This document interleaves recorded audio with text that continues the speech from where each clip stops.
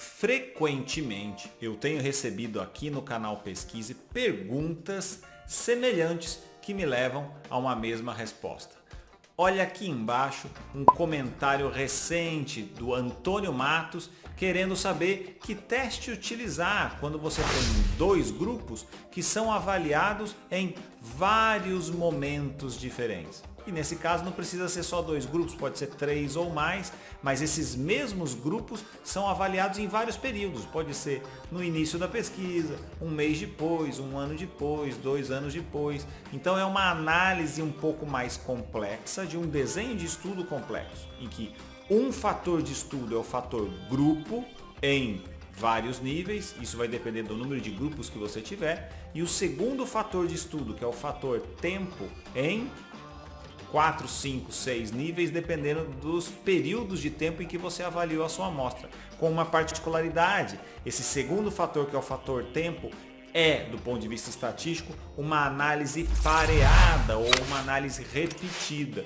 Por essa razão, nós temos que executar uma análise de variância fatorial, ou seja, uma ANOVA 2 critérios de medidas repetidas.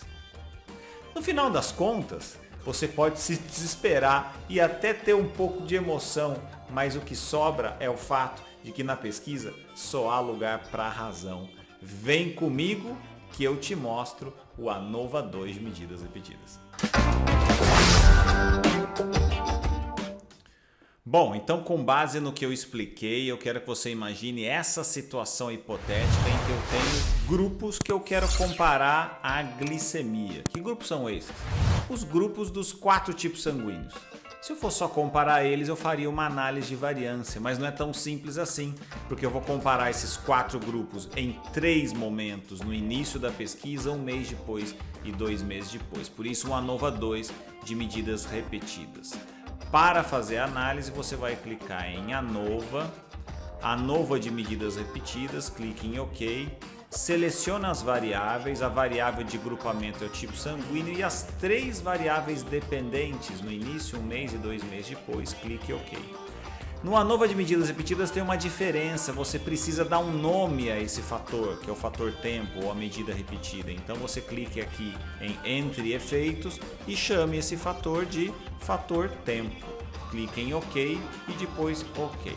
Aí segue o mesmo padrão do ANOVA 2 critérios, All Effects, e você tem a tabela da análise de variância. Por aqui eu consigo perceber que houve diferença entre os vários tipos sanguíneos com relação à glicemia, houve diferença do tempo, o tempo impactou nesse resultado, mas também houve uma interação significativa entre os dois fatores.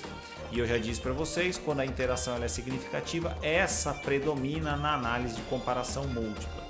Então depois a gente clica aqui na abinha do pós-hoc em More Results e já está selecionada a análise de interação aqui, eu clico em Tuckey. Só que esse resultado vem todo bagunçado aqui, difícil de entender, porque ele vem em ordem crescente do menor para o maior valor desses 12 grupos. Para facilitar, o que normalmente eu faço, eu já colei aquela tabela lá do teste Tuckey no Excel. E ó, já estourei meu tempo de novo, mas é só para finalizar. No Excel, e aí no Excel eu coloco em ordem crescente com relação ao tipo sanguíneo e depois em ordem crescente com relação ao tempo.